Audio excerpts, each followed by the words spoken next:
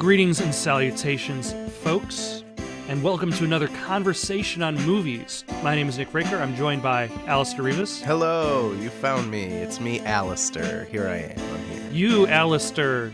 It's definitely the only one worth noting in this conversation about our feature film of the day, Wonder Woman 1984. Thank you. I appreciate that. Wonder Woman 1984. Wow. Looked great. It looked great. It was fun. There was a lot of action. Yeah, I would also agree. It was fun. But before we get to our general thoughts, let us provide a little bit of summary on the movie itself, whether you somehow have missed all of the marketing up until this point.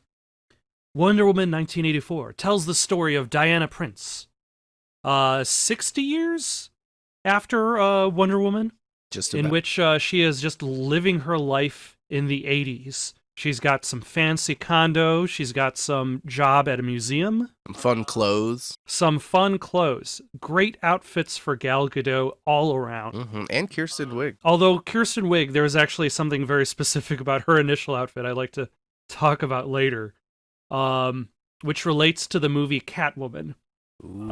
A stone has appeared, a stone that is capable of granting wishes, that kind of turns the plot of this movie into the Wishmaster, or the Monkey Paw, or that Simpsons episode, that Treehouse of Horror episode, also with the Monkey Paw, in which a series of wishes manifests chaos all around. Alister, what did you think of Wonder Woman 1984? Well, I thought it was really fun. First of all, the colors hit you straight out the gate. Bam. Very much so. Very bold, colorful movie. Yeah, the movie starts off in this great action sequence that's in the mall. And we just had a huge 1980s kind of resurgence with Stranger Things and stuff. And this kind of takes us back there. And yeah, Wonder Woman is kind of this, she swings in and there's all this fighting and she's great and everybody loves her, but nobody really knows who she is. She's this like, oh, vigilante. And then we meet the Diana Prince character, the side of her, and she's like an archaeological geologist. You know, the museum gives her all the money and all the best offices, and she wears these great clothes. And then there's kind of like what is it called? Like there's a curse that ends up happening, and all of a sudden we're on a really great romp. You know? Well, that's the whole trick of the Wishmaster. The Wishmaster will offer you whatever you wish for, but everything comes at a caveat. Everything comes with a price. I think I saw Wishmaster 4 back in the day, which wasn't a particularly good movie, but it still kind of gets along the idea. Like the main character wishes for like $1 million, and then a plane crashes, and that character gets an inheritance from somebody who died on the plane. So it just makes it happen. You know, it's like, I'll grant your wish, but at a consequence. But I really felt like this movie was like a Wonder Woman episode. Like starting off, I was like, oh, this feels like 1970s Linda Carter kind of dun dun dun dun type. It felt like a TV show. And then it felt like a TV show plot or storyline that was just extended, and there are like, it works. Kristen Wiig is actually amazing. They even keep in some of her just background audio just because she's so funny, and for Pedro Pascal to keep up with her, I was just like, this is great. Like, you can tell that everyone's having fun on set, and maybe Gal Gadot's a little jealous that she's not laughing along too. I love Kristen Wiig. She's great. In regards to that part, there's a very specific scene where Gal Gadot and Kristen Wiig are eating lunch. And it starts off with them laughing, and then Gal Gadot is like, oh, you're hilarious. We know she's funny because the movie tells us she's funny. I feel as though, like, if Tarantino was directing this, we would get the whole conversation before the plot happened. We'd hear the joke. About how she's funny. Hey, there's this girl, and we wouldn't just be told that she's funny. She's not just regular. And then funny. She's we not need funny. Yeah, we need to get to the plot part of this conversation. Although I suppose the movie is already 2.5 hours long. So if it is a TV episode, they definitely escalated it in both time and money. And there, I mean, just some of the silliness in terms of like, and it does take itself seriously at a lot of points in like Kristen does a great job in some of her acting roles, but then there's also like, okay, now you have to bring life to this line that says like, and I want to be a cheetah, stuff like that. That's not actually in the movie, but it's like these kind of emptier kind of like TV, villain lines or whatever that are just like, no person would say this, but you have to motivate it somehow.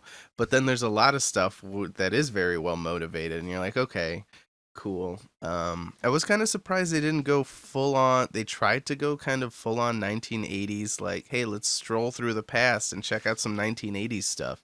But they didn't really do it with Steve Trevor. Yeah, they didn't really use the the only aspects of the 1980s era that they really used was the look of the mall, the look of the characters, yeah, and the oil crisis. I noticed somebody mentioned that there's no 80s music in this movie. Whoa, yeah, that's true. Didn't really think about that. Like, the trailer for the movie features the song Blue Monday, but there's no 80s music. Like, even when they're passing by the breakdancing people. Yeah, I was like, why isn't someone moonwalking and like playing Michael Jackson's Beat It or something, Like, that would have been sick. You still have that orchestral score that's meant to kind of be like, so that Steve can have that kind of wonder at the future. Yeah, and I believe it was Hans Zimmer that did the score, right? With all the the orchestra really brings in the sense of wonder, and I think most punctuated by that one scene in the invisible jet. Oh yeah, the invisible jet scene is definitely another visual feast. Yeah, it looks great. But I was also kind of like, are you going to fly that close to those fireworks? Because you might be invisible, but one of those hits you, like, I'm like, that's a plane. Yeah, that's a plane that they just grabbed out of the Smithsonian, and it's fully fueled. And in perfect working order, too. And ready to be flown by someone who has not flown a plane like in since highly like advanced 1917. Plane. And the plane was only invented in like 1914 or whatever. When was Kitty Hawk? It's like, oh yeah, I know planes. There's something about this movie that I feel like you're supposed to have that suspension of disbelief that comes with not necessarily modern movies, but it feels like the way the presentation of the movie is, with its sense of optimism, makes it feel like it's closer to a Christopher Reeves Superman. Like it's closer to Brandon Routh's Superman. Right. Not like it's really close to like Man of Steel's gray morality. No, and that's why I was saying, like, this feels on many levels like a TV show, like a 1970s, like Christopher Reeves, Linda Carter going out, and they even mimic some of those effects in, like, there's the opening scene. You say it's the opening scene, but really the opening scene was in Themyscira. Yeah, with that's right. Diana as a child. And then it cuts to 1984. And I feel as though the opening scene leads to one of my issues with the movie, with both this movie and the last movie with Wonder Woman. Because I would argue that Wonder Woman had issues with its exposition, in that it spends so much time like trying to tell you about Ares and the God of War. This current opening scene, it misses the chance to really capitalize on 1984's theme of power and sacrifice. In Themyscira? In Themyscira, it feels like more like it could have been an opening to the first Wonder Woman, which Diana wants to be this great warrior. And really, there's another story in 1984 that would have made a better opening. That being the tale of the other Amazon who was given this suit of power but had to sacrifice her home in order to protect everyone. Oh yeah.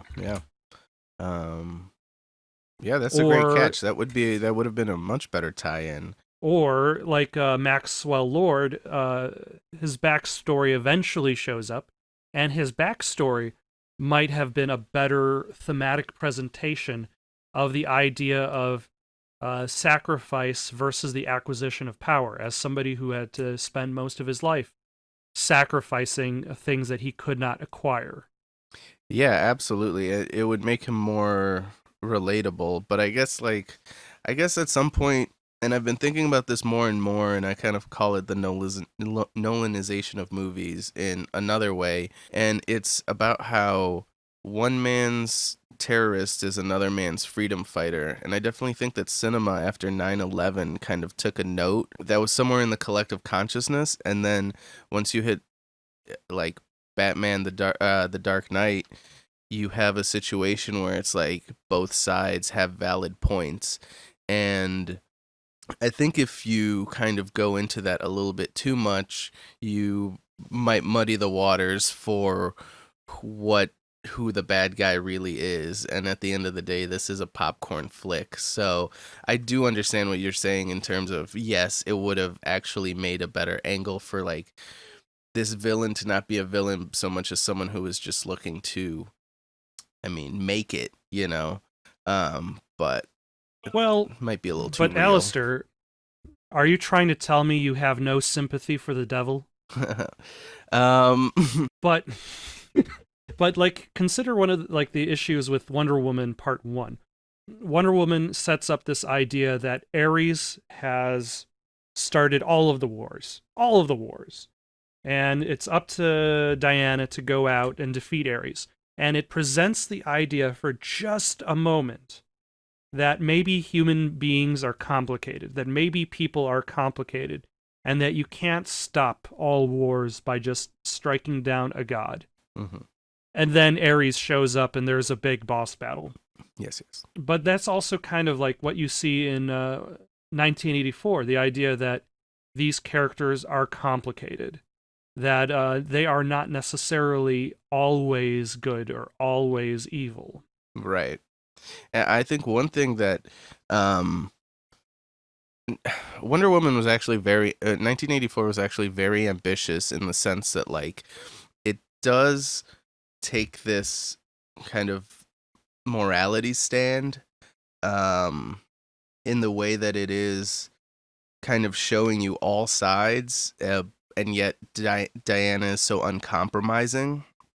And actually, that's kind of what makes the whole Steve Trevor line kind of so great, is because it's the one place where she does compromise, which at the end of the day, you know, she can't do. She's the superhero. She has to rise above that. Yeah, she can't just spend her days pining for him. Oh, damn. That Oh. was really great. But yeah, and then it goes and it kind of presents this idea that this evil is working within a system. You know, it's not just like he's absolute evil, I guess, although he does kind of eventually get there. It's, yeah, he's not all bad at first. He kind of is pushed to that point through, I mean, his own personal failings and motivations, but also through kind of how he wants to fit into society, you know, what society expects of him or what he expects society expects of him. Although I think this is why there's a certain aspect of the Mascara scene that it shows a little bit of, and it would have benefited for more of it, like the idea that Diana cheated her way through the race, because like the race itself was just like a whole bunch of BS that she has to go through. It's like this big old triathlon across the island, and it's not entirely clear what people have to do until they actually do it. Well, tell And that then to you're like, Olympians.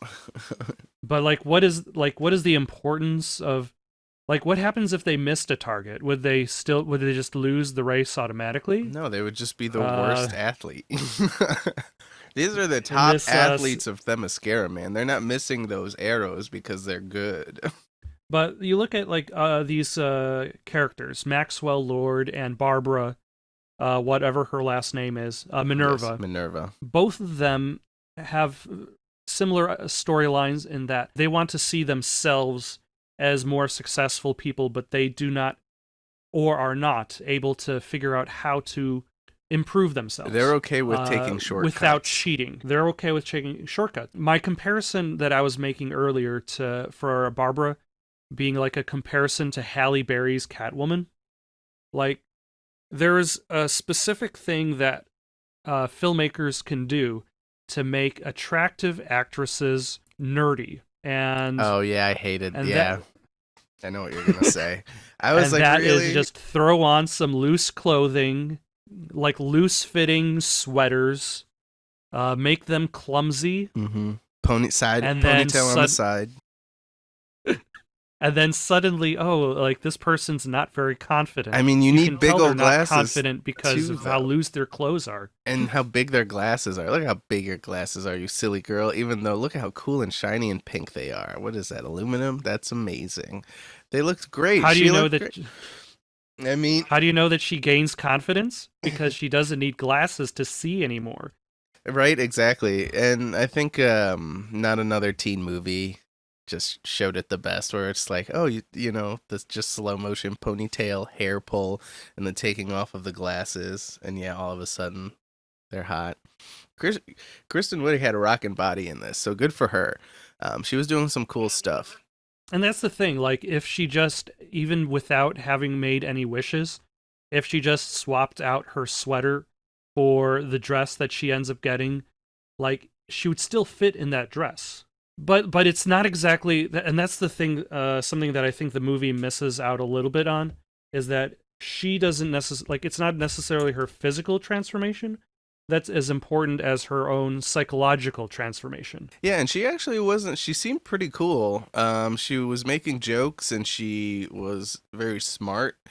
She knew what she was talking about. I think it really seemed like the outside world was the one that wasn't like accepting of her. Um, was she clumsy? I can't really remember. She wears heels for no particularly good reason. She says she never wears heels, and then just that day she decides to wear heels and is like, "Oh dear, this is awful." And then she puts on those huge, like 3.5 inch heels. And I wonder if that was really her. I was looking for some rotoscoping around the face or something, you know, to be like, is that like a model wearing them and they put her face on there? But I think that was her. Yeah, she did all her own stunts. She became a cheetah for this movie. Oh, speaking of all her own That's stunts, it's not even CG.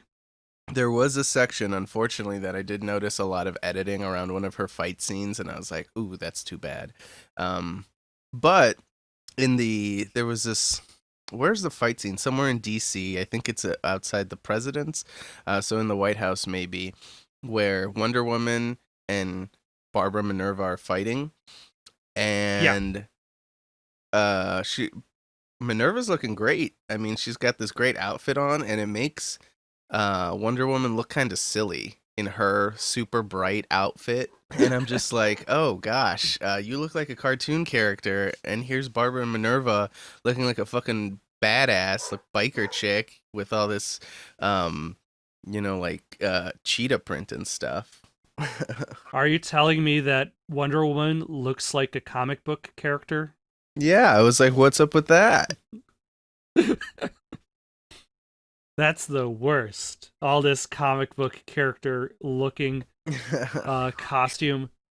But like I feel as though like Barbara's storyline felt more complete in comparison to Maxwell Lord, because we see her before, we see her, whereas like we know more concrete versions of what she wants, because we also see her get what she wants as well. Yeah, absolutely. Maxwell Lord, yeah, it was definitely more of like, I just want power, more power, more power. To kind of no end. He was just like, I was a liar who was in debt for this oil stuff, and then he got out of it, but there was no end in sight really. And he was a bad dad because he was always just like, I don't want to see my son, who he has custody every other week or something. It seems like. Speaking of his son, Alister. What? Alister. What? Alister. I'm right here. What? His son was terrible. Yeah, it was really annoying. There was, first of all, the kid, unfortunately, he wasn't really acting that well, I don't think. I don't think he was acting. You're assuming that he was even acting. I think they just gave him the lines, and then he just spoke the lines, and that was it. Yeah, that was really it. And I saw Pedro Pascal. He was putting a lot into that kid in terms of like giving him a lot. I'm like, these are some intense takes for this kid to just be kind of standing there, you know. But once again, good for Pedro Pascal. I think, especially at the end of the movie, like he did a really great. Everyone I think did a really great job acting in this movie. And just like I said, Pascal up against, not really up against Kristen Wiig. It's really Kristen up against him because he's the Mandalorian too. Like, Well, but at the very least, with this move, with this, like with Mando, you never see his face, and he's very quiet. So, like with 1984, this gives him a chance to actually. yeah, like project. But did the movie really have to be as global as it was? Did we really have to move ourselves around the world in seemingly rapid fashion? I think it was all right. I especially think she was trying to reach a global audience, and also this is a blockbuster worldwide release. Like, I don't think it's worldwide right now. It's trying to be, but I think it's like 46 countries or something. But like, because of its like globalism, a lot of the people she fights are very meaningless to the villains. She fights these like random guards in Egypt who just happen to be tagging along. She happens to fight some random guards in the White House who just happen to be there. Like most of the villains that she actually fights are just kind of there until she actually fights Cheetah, the Yeah. the more prominent villain in the film. So it spends all this time like moving our character, trying to figure out how to move our characters across the world, but at the same time extending the movie in the process. Like, Yeah, it does go around, but I could think the movie have saved time I think it does for that purpose? I think it does give it this sense of like so I don't want to say historical accuracy, but a scope of like, just what was happening at the time. There was all this stuff going on in America with oil, with Yeah, you and know. we got that when But I guess you're right. we get but, that halfway through the film when his oil does strike rich. A lot of people Like, were saying how there's not enough fighting in Wonder Woman. I was like, I think there was a good amount of fighting, maybe not huge action scenes. Um, they kind of figured out their way to do the big blue portal in the sky thing, which I was like, I mean, the movie has you kind of give up, suspend your disbelief a lot of times. Like, that's one of the things. Yeah. The invisible airplane. You're like, sure, whatever. I wanted to see it, so I'll take it. I'll take that. There's the kind of colorfulness of it. There's just like, and then at the end, there's the big blue light in the sky, and you're just like, I don't know. This guy, the Max Lord, has to touch people in order to grant their wishes, and they kind of come up with a pretty crazy workaround as to how he's doing that. It's like electrons are bouncing off of blah blah blah. You're like, okay, Yeah, it guess. escalates itself well enough while still kind of making sense with that suspension of disbelief. You're just like, okay, Mr. Bond, I guess you're ready to die now. To wrap up this discussion, though, would you have any final thoughts in regards to Wonder Woman 1984? Would you recommend this movie? And who to? So for my final thoughts, yes, I would recommend Wonder Woman. I think it's the movie of the season. The movie hasn't come out in such a long time, and I mean, this is totally worth it. This is a theatrical release. Would I get HBO Max for it? I don't know. Yeah, borrow your friends. But it was a fun movie. It was cool. It was just a lot of fun. I mean, it is kind of a TV show in that regard, so you're gonna run into some wacky antics, but that's just, it's relaxing. It was a Christmas movie. I enjoyed it, and I would say, yeah, take a watch. What about you, Nick? What did you think of Wonder Woman? I thought it was a lot of fun. I don't necessarily think it used its setting very well.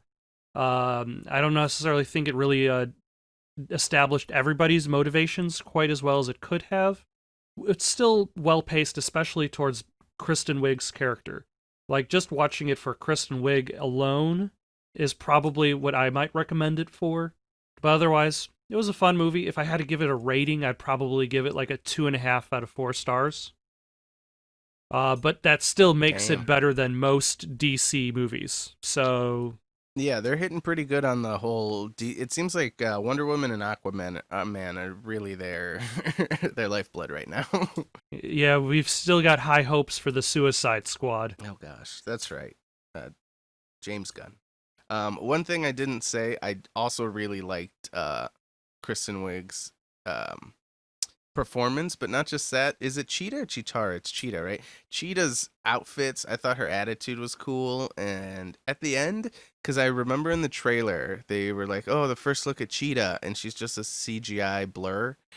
But in the movie, it really worked out. I kind of like the way they did it. Maybe more color though, Yeah. because the fight is kind of like goes back to this Zack Snyder gray, and I was like, oh, come on. Yeah, you have a CG fight at night, so And she's gray. She's like this kind of like grayish brown up against some gray rocks and like a dark, and you're just like, all right. But yes, watch it. It's still cool. It's still cool. and they've already announced Wonder Woman 3 from Patty Jenkins and Gal Gadot, so It's gonna be. you'll have something to look forward to after it's done. So yeah, Wonder Woman 1984, fun movie. Maybe not as great as it could have been, but still definitely better than most of the DC antics. In the meantime, though, that was another conversation on movies. Yay! And this is probably reaching you after Christmas. Happy New Year! We'll see you in 2021. See you in 2021. Bye. Bye. You can't see, but I'm waving. Bye.